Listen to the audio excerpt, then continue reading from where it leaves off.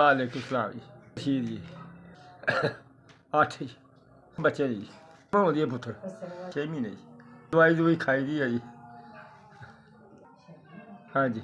Store से मैं तुरया जा रहा था जी तो वह मैं लंघन लगा सा तो वेख्या कोई शै नहीं सी हैगी तो यकदम मेरे मोटरसाइकिल वजिए तो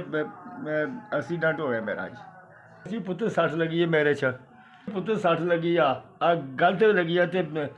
लक भी छिलिया छुलिया सट लगी सुजी है जी।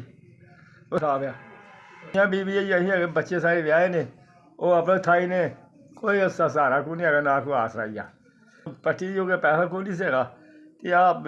आ रूह वाली पट्टी बना के घर की लाई आ उत्थे बनी सी पेड़ से पसलियां उत्थे तो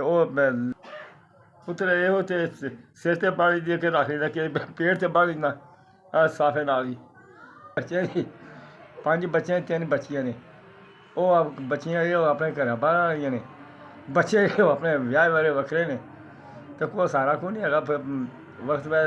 वक्त पास करी दा दोवें जी एक्सीडेंट होया नूं तो वक्त पास करी दा मजदूरी करी दा सी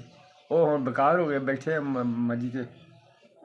ना सारा ना कोई है मेरी कसर है पुत्त रेशा भी बगल आउंदी है रात दिन।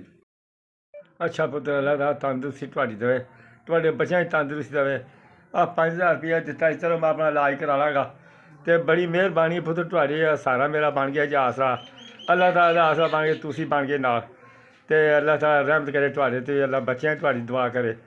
अल्लाह तुहानू भी तंदरुस्ती रब देवे अल्लाह तुहानू भी इस तो ज़्यादा देवे पुत्तर तुहानू भी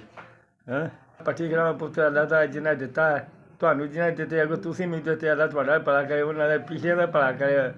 जिन्हें दिते ने अल्लाह तंदरुस्त होने दवाई जाके लियाने दवाई शवाई अपना इलाज करवाने जी पुत्तर तुहाडी बड़ी मेहरबानी तुहाडी ते वड्डियां दी मेहरबानी जिन्हें कल्ले ने उन्हें कल्ले मेहरबानी तुहाडी मेहरबानी दवाई लांगा टीका लवांगा कोई अपना इलाज मुआवजा करावांगा कुछ तंदरुस्ती दे मैनू ते तुहाडी भी रब तंदरुस्ती दे जिन्हें कल्ले उन्हें रब तंदरुस्ती देवे।